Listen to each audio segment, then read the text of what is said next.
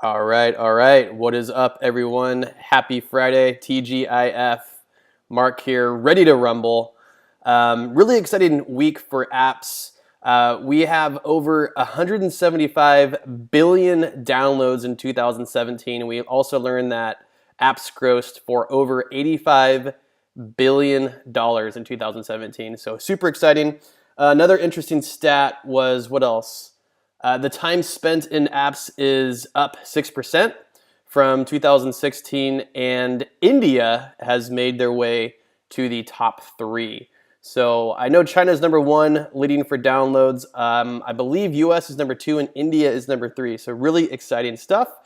And I wanted to talk to you today about how we can capture on our market research and get that money for 2018, get those buckets of money with apps. So today I'm going to talk about market research. I'm going to talk about the 3 things that I do. 1, what I do for market research in the App Store.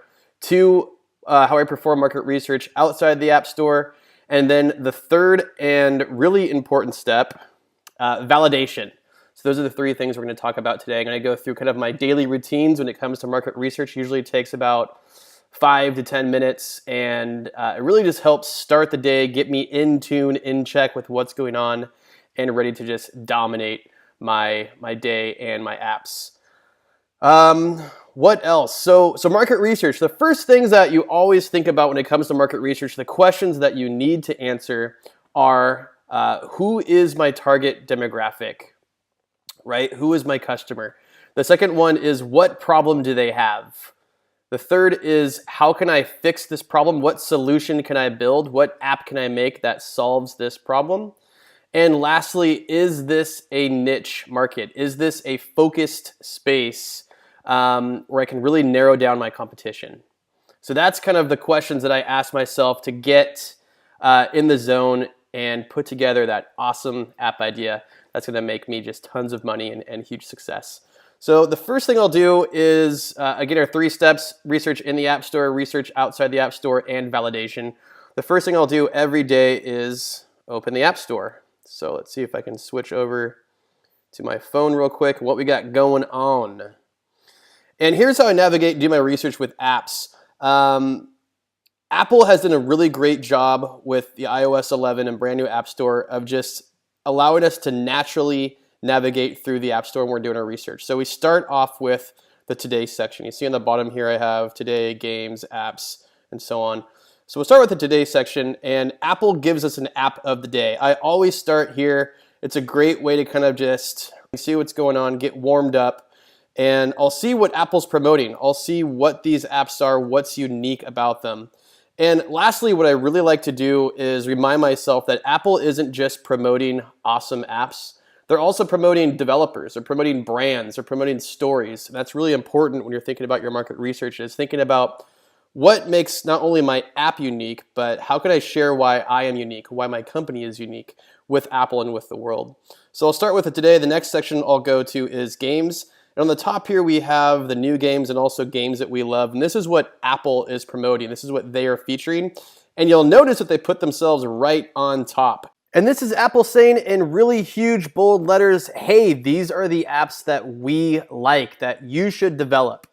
The features, the navigation of what Apple is looking for. We also have other categories like Great on iPhone X, pre-orders is a new category. Get ready for a challenge. This category usually changes every day or so. And it's usually something just unique, something different, something odd that will just capture your attention. Something off of the norm that just makes you say, hey, what is this? I haven't seen this before. This is interesting. So a really great kind of category to help you broaden your perspective of the type of app you're looking to develop. And then as we go further down, we have the more traditional charts. We have the top paid charts. These are all of the paid apps in order of ranking.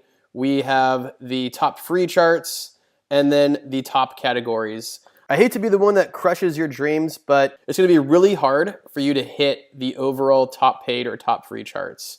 There's just so much competition. There are so many massive, big dogs who have just a huge marketing budget that's going to make it nearly impossible for you to get into the top overall charts. So A kind of trick is to go into these alternate categories, and you can, again, you kind of have like a second tier app store in here. You can see right here we have all of the apps that Apple is looking at for indie category, and the same goes for puzzles, and we have the top paid, top free, and so on. So if you're looking at capturing the top spot in the overall charts, you're gonna have a hard time, but it is very possible for you to get to the top charts in one of these these subcategories.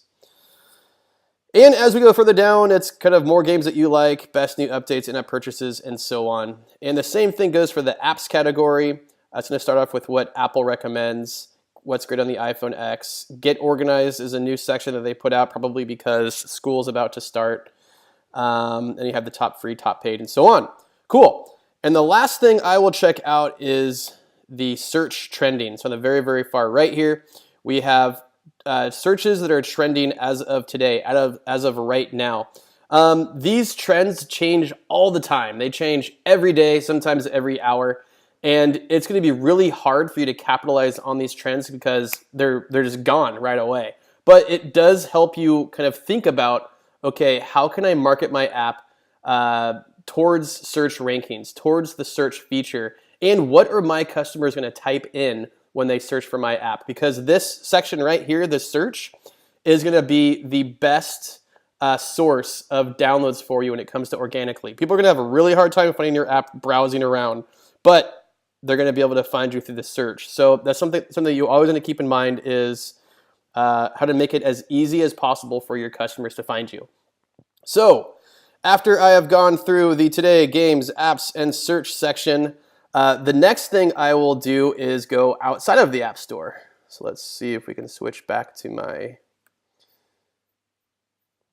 face here. Boom, boom.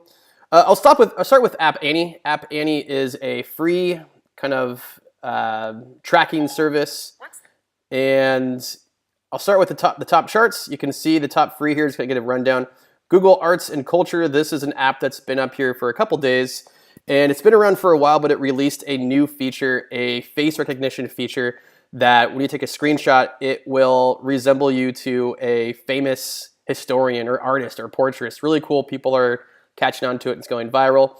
Sweatcoin has been on the top charts for a little bit. It is a cryptocurrency app. If you haven't read my cryptocurrency blog from a couple weeks ago, check it out. Cryptocurrency is crazy right now. And what's unique about this app is they're using cryptocurrency in an app to help you get into shape. So the more you work out using the app, the more coins that you earn. We're going to see a lot of apps using the same model as Sweatcoin, and it's brilliant. It'll be around for a long time, and we'll see a lot more apps like it this year in 2018. And then we have, let's see, Finger Driver. This is a Catch App Studios game. So the Catch Up Studio, in case you don't know, they're a publishing company. They are known for promoting apps through social media and also cross promotion. So if I cruise down here, we can see that they're from France, obviously Catch Up Studio. Voodoo might be related, and they might be running traffic from Infinite Golf to Finger Driver. And I bet we'll even see some more, from Catch Up. Balls Race, number 16. They just do amazing cross promotion campaigns and always are on the top charts.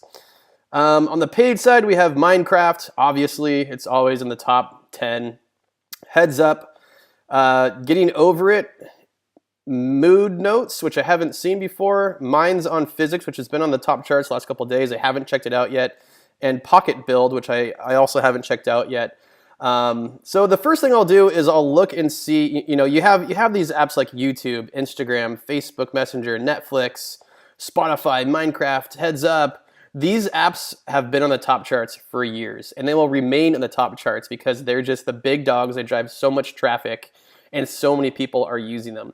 What you really want to pay attention to are these apps that are possibly indie developed, right? So Getting Over It, Mood Notes, Minds on Physics, Pocket Build, these apps that maybe have been on the top charts for a couple days or just brand new today. And you want to see what's going on. Like, are these an indie app? Is this a major publisher? How did they get on the top charts? And that's kind of my focus, is focusing more on the marketing side rather than the app itself. So from here, if I want to check more about Getting Over It, I'll click on it. And the first thing I'll do is usually check out the rank, see what's going on here. So, okay, this has been doing fairly well the last month. So awesome. The next thing I'll do is I will open this app up on my device and check it out. I have not downloaded this app yet. I know a little bit about it. I've researched it. It is interesting to say the least, but I have not played it. So I will type in getting, and if I just type in GETT, you can already see that it's populated in the search index. That's a really good sign that tells me traffic search might be just through virality, by word of mouth, by people saying, hey, check out this app, and people are searching for it, which helps get that search phrase populated towards the top. And all right, one thing you'll notice is besides the crazy, ridiculous icon with the guy in a pot with a sledgehammer is the video preview. And the video preview does a great job of just showing how ridiculous this app is, but also the mechanic and kind of the point of what you're supposed to do. And the goal of this app, we always talk about what can your app solve. This one has a goal, and the goal is to induce rage. This is a rage-inducing app. Its whole purpose is to piss you off, make you throw your phone at the wall, and just drive you crazy, right? And they do a great job of doing that. Other apps like this have been QWOP, Goat Simulator, Surgeon Simulator, I Am Toast, and they are all, again, the sole purpose is just to drive you mad, to frustrate you. And that's an emotion, right? So these guys are capturing an emotion. We always want to capture an emotional response from our user. Usually it's a positive response, but in this case, they are here to just drive us crazy. And the video preview does a great job of doing that through the subtitles. I haven't seen, this might be the best case of subtitles I've seen, where it just says like, hey, this isn't a nice game. This game is going to drive you crazy. You will not be able to do this. The next thing I'll do is I'll check out the app page, open this guy up, and start just checking out the ASO and the history of this thing. One of the most important parts for doing market research in the App Store is review mining, checking out these reviews. And most people will scroll just straight to the 1-star reviews or to the 5-star reviews. What you really want to do are find these 2-star reviews and even 3-star reviews. Those are going to be the ones that provide the best value, that give you the best tips for what the user is looking for, what else they want, what feature, what gameplay mechanic that they want that this isn't currently delivering, because that's where you step in. That's what you can build. So check out the 2 and 3-star reviews. The version history, this is really important. This is their update history. Apple will actually tell us not only the dates, but what the updates included. So you can see the most recent update was 4 weeks ago, which is crazy. Usually when apps hit this high on the charts, they're updated a lot more frequently. I'm assuming they didn't update because they want to keep their reviews, their current reviews. But anyway, so we can see, okay, 4 weeks ago, they did this huge performance improvement, and we can actually check and see if that update has a correlation to the charts here on App Annie, right? So we can actually see, okay, this is the feature that shot this thing up, or this is the update that really brought this thing down. If you remember, Snapchat just did a huge update a week ago, and I think it had like an 80% negative response from its users. And we can see, okay, what's that update? What did they do? Like, let's not do that, right? The next thing I'll do is check out a little bit more information about the app and developer. The size is always a big one for me. This one is 251.8 megabytes. That is huge. I've seen some of these apps, some of these infinite gameplay apps being up to 1 gigabyte, which is unadvisable. But what this is telling me is, okay, I need to make sure that people have access to Wi-Fi, because that is a huge, huge app for people to download. With the iOS 11 update, Apple increased our download from the cellular network from 100 megabytes to 150 megabytes, meaning that if you have this app and you are not connected to Wi-Fi, you will not be able to download it. You need Wi-Fi to download anything above 150 megabytes. Moving on, we'll check out the category. This is games and action, compatibility, all of this good stuff. Seeing what else is in their network is always important, see if they're running any cross campaigns. QWOP is another awesome, rage-infuriating game that this developer has done. But that's pretty much what I'll check out without even downloading the app. I'll figure out kind of what's going on, what people like, what people dislike, and how they're marketing this app in the App Store. After I've researched in the App Store and I've compared charts in App Annie, the next thing I will do is try to figure out, okay, how are they marketing this app outside the App Store? And honestly, the best place to start is with their website. Go on their website, sign up to their email newsletter, go onto their social media accounts and join them, like them, follow them, comment, go through previous threads and see what's going on, if they have any marketing campaigns or if they have a huge social following that they're directing traffic to.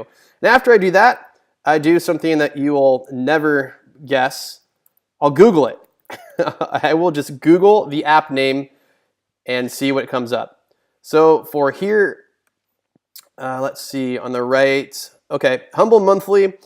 So this app was featured in Humble Monthly in October 6, 2017. Humble Monthly is a website. I don't know if it's a magazine also, but basically you have about a monthly subscription, and every month they will deliver a package of games. So tons of games for you to check out, for you to play. They're usually discounted or free, and it just gets people exposed to new hot games, new up-and-coming games, and also asks them to review them. And in October, this app, Getting Over It, was featured in Humble Monthly, and look at this, played by over 2.7 million people. So that kind of gives me an idea of, okay, that's a great starting point to make an app go viral, push it to 2.7 million people. Let's see what else is going on. It looks like it's featured on several sites. We've got Game Tyrant, PC Power Play, Polygon, all pretty big sources. It is on Twitch. This is really interesting. If you don't know what Twitch is I guess you could call it like a tournament and a scores platform for professional gamers. So if you're a professional gamer, you can play live in Twitch. People can watch you playing in Twitch. And Getting Over It actually set up their own channel on Twitch. And what that tells me is Getting Over It is going after professional gamers, people whose job it is to play video games. They're playing 16, 20 hours a day professionally online. That's the target market. So that's a very serious gamer. These people are looking for something different, something unique, and Getting Over It is obviously that. It's a game like nothing else I've ever played. So that's really interesting. I will also check out, okay, so we've got a lot of stuff on YouTube. I'm going to open up YouTube here, and I'll type in Getting Over It. Okay, we have a ton of video reviews on YouTube, and a lot of them are recent. As of last week, this one got 2 million, this one got 4.3 million views, 2.9 views, so it goes on and on and on. A lot of people are reviewing this app and promoting it on YouTube. So great strategy. They've used YouTube. They've got some organic and viral videos floating on YouTube. Let's see what else is going on. Polygon again. Okay, so another source outside the App Store. I'll use Google, I'll use App Annie, I'll use Apptopia. I will use Adespresso to kind of check out if they're running any paid Facebook campaigns.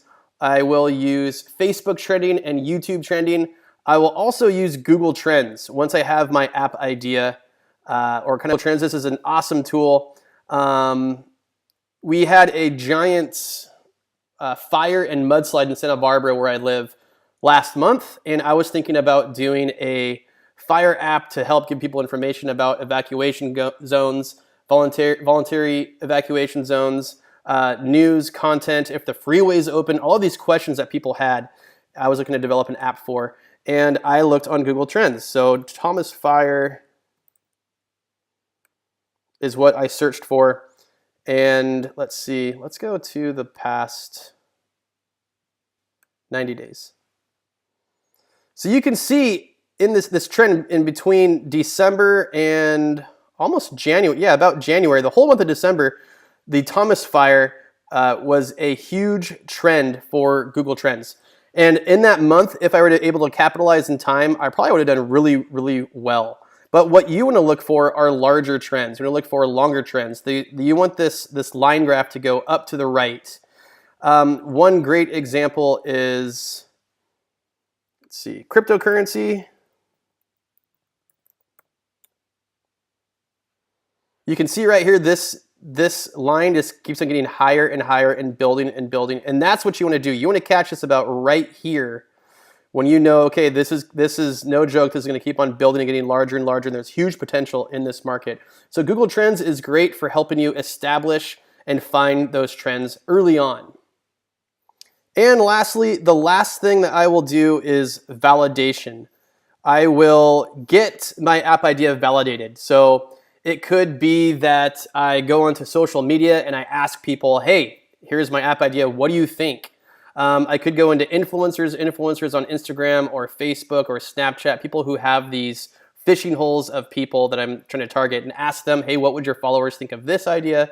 And just get that feedback. And if the feedback is something like, oh my God, this is life-changing, this is amazing, I would pay $5 a month for this, or whatever it is, you're onto something, but you need that validation. It's not just enough to have a line chart or go through the App Store or check App Annie. You need to actually find your customers before the app is released. You need to have those downloads on the sidelines ready to pounce in your app when it's released.